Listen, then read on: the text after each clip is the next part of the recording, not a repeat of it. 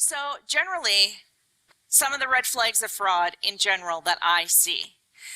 Rapid growth, especially when compared to others in the industry. A great example of this is WorldCom.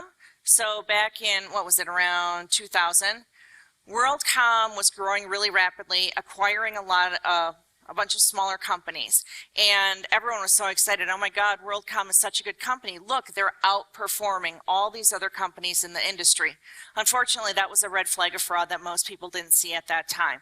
Because even though in any given industry, there are players who do business better than the others, that's fantastic. But when one is really far of an outlier, that's going to be a red flag of fraud and something we want to look at.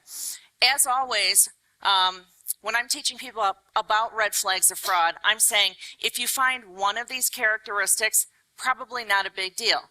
You find 3, 4, 5, 6 of them, that's when you really want to start to get concerned. Next one, unusually high margins, again, compared to either past performance or others in the industry. Business is pretty efficient these days. There's lots of technology, there's lots of communication, everyone's got access to all sorts of information on the internet. Margins are, by and large, within a pretty narrow range in an industry. You get outside of that range if you're doing something really different with your product or service. But if you have a company in an industry with a very typical product, if their margins are much higher than everyone else, I'm going to be suspicious.